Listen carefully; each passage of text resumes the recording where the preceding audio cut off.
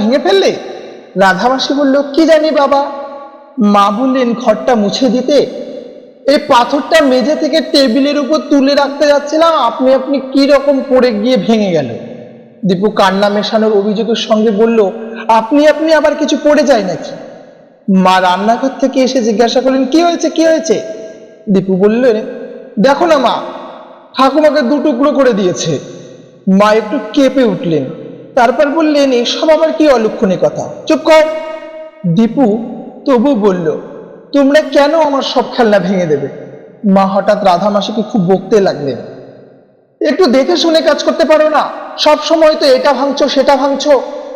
রাধামাসি গজগজ করে উঠে বলল, এটা সামান্য পাথর, তাও আপনা আপনি পড়ে গেল টেবিল থেকে, তাতেও আমার দোষ বলো? সেদিনই সন্ধ্যেবেলা এলাহাবাদ থেকে টেলিগ্রাম এলো, দীপুর ঠাকুমা হঠাৎ মারা গেছে। এলাহাবাদে দীপুর জ্যাঠামশাইরা থাকেন। ঠাকুমাও কয়েক মাস আগে সেখানে গিয়েছিলেন। টেলিগ্রামটা পেয়ে বাবা ধপ করে বসে পড়লেন, কান্না কান্না গলায় বললেন, সামনের সপ্তাহেই মাকে নিয়ে আসবো ভেবেছিলাম, মায়ের সঙ্গে আর দেখা হলো না। এই সময় মা এত জোরে কেঁদে উঠলেন যে বাবা পর্যন্ত চমকে উঠলেন। তারপর বাবা উঠে এসে মায়ের পিঠে হাত রেখে বললেন, তুমি অত ভেঙে পড়ো না, আমার বাক্স গুছিয়ে দাও, আমি আজ রাত্রে ট্রেনে এলাহাবাদ রওনা হব। মা বাবার হাত চেপে ধরে বললেন, আমার ভয় করছে, আমার ভীষণ ভয় করছে। বাবা বললেন, ভয় কি? কয়েকটা দিন তুমি একা থাকতে পারবে না? মা বললেন, সেজন্য না।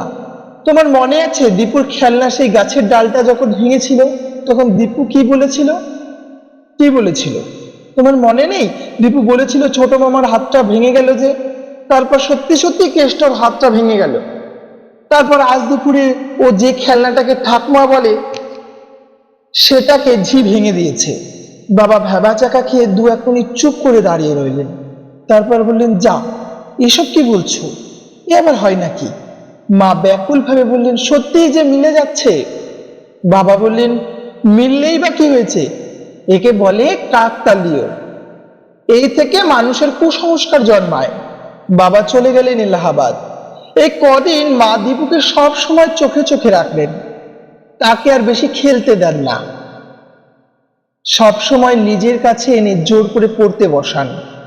বাবা এলাহাবাদ থেকে ফিরে এলেন কদিন বাদেই, মাথা ন্যাড়া করেছেন। অফিস থেকে ছুটি নিয়েছেন আরো কয়েকদিন। দুপুরবেলা বাড়িতেই থাকেন। দীপুর স্কুল খুলে গেছে। বাবা ঠাকুমার একটা ছবি বাঁধিয়ে এনেছেন সেদিন সকালে। ছবিটা তার শোয়ার ঘরের দেওয়ালে টাঙাবেন।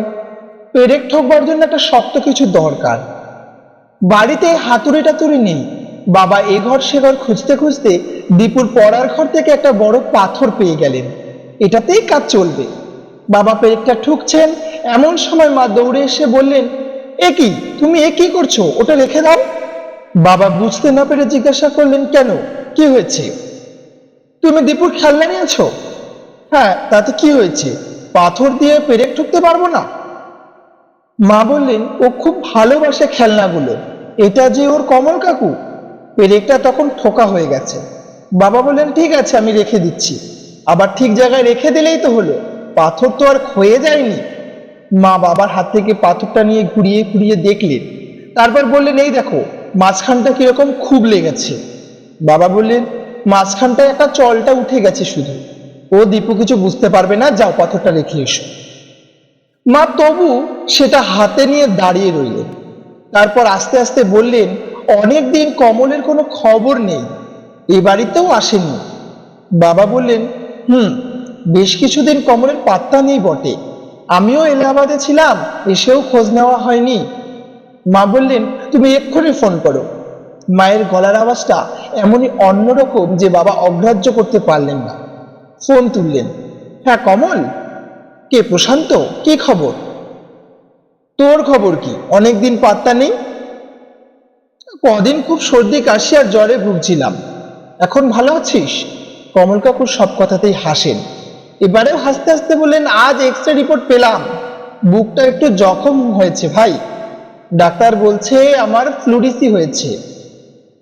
মা আর বাবা দুজনেই একসঙ্গে চেঁচিয়ে বললেন, টেলিফোন রেখে দিয়েই বাবা একেবারে রেগে আগুন হয়ে উঠলেন। কমল কাকু তার খুব প্রিয় বন্ধু। মা তখনও সেই বুকের কাছে চলটা ওঠা পাথরটার দিকে একদৃষ্টে তাকিয়ে আছেন। বাবা বললেন, তোমার ছেলের এই সাংঘাতিক খেলা বন্ধ করতেই হবে। মা বললেন, দীপুর দোষ কি? আমরাই তোর খেলনাগুলো ভেঙে দিই কিংবা নষ্ট করে দিই। বাবা বললেন, তাহলে জ্যান্ত মানুষের নাম দিয়ে কি অদ্ভুত খেলা? একটার পর একটা বিপদ ঘটে যাচ্ছে। বাবা রেগে গেল আর কারোর কথা শোনেন না। দীপুর ঘরে ঢুকে তিনি সব পাথরের টুকরোগুলো ছুঁড়ে ফেলতে লাগলেন পেছনের মাঠে। গাছের ডাল, কঞ্চি ভাঙা, ব্যাডমিন্টনের র্যাকেট এগুলোও ফেলতে যাচ্ছিলেন। হঠাৎ মত বদলে ফেললেন, এগুলো আমি সব আগুনে পুড়িয়ে দেব। দীপু তখন স্কুলে, তার সব খেলনা শেষ হয়ে যেতে লাগলো। বাবা তার সব গাছের ডাল আর কঞ্চিগুলো গুজিয়ে দিল রান্নাঘরের জ্বলন্ত কয়লার উনুনে। ব্যাডমিন্টনের র্যাকেটটাও যখন উনুনে দিতে যাচ্ছিলেন, তখন মা তার হাত চেপে ধরে ব্যাকুল ভাবে বললেন, ওটা দিও না, ওটা থাক, ওটা দিও না। বাবা সে কথা শুনলেন না, জোর করে র্যাকেটটা ভরে দিলেন উনুনে। তখনই উনুন থেকে একটা অগ্নিশিখা লাফিয়ে উঠল। আগুনে জিভ ছুঁয়ে দিল বাবার পাঞ্জাবির হাত, দাও দাও করে জ্বলে উঠল। মা চিৎকার করে অজ্ঞান হয়ে পড়ে যাচ্ছিলেন। তার আগেই কোনো ক্রমে তিনি উনুন থেকে টেনে তুললেন র্যাকেটটা। আগুন বেশি ছড়ায়নি, বাবার হাতটা শুধু একটু ঝলসে গিয়েছিল। বেশি কিছু হয়নি, মলম লাগাতেই সেরে গেছে। বাবা দীপুর জন্য অনেকগুলো পুতুল ও মূর্তি কিনে দিয়েছে, যেমন বিবেকানন্দ, নেপোলিয়ান, বুদ্ধ, কৃষ্ণ, যীশুখ্রিস্ট, সৈন্য, নাবিক, শিকারী, রবীন্দ্রনাথ, শিবাজি, এইসব, অর্থাৎ যারা কেউ এখন বেঁচে নেই। তো বন্ধুরা, গল্পটি শোনার জন্য আপনাকে অনেক ধন্যবাদ।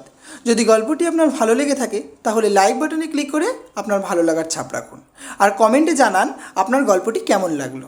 আর এখনও যদি সাবস্ক্রাইব না করে থাকেন তাহলে সাবস্ক্রাইব বাটনে ক্লিক করুন, আর গল্পটি বন্ধুদের কাছে শেয়ার করতে ভুলবেন না। ধন্যবাদ।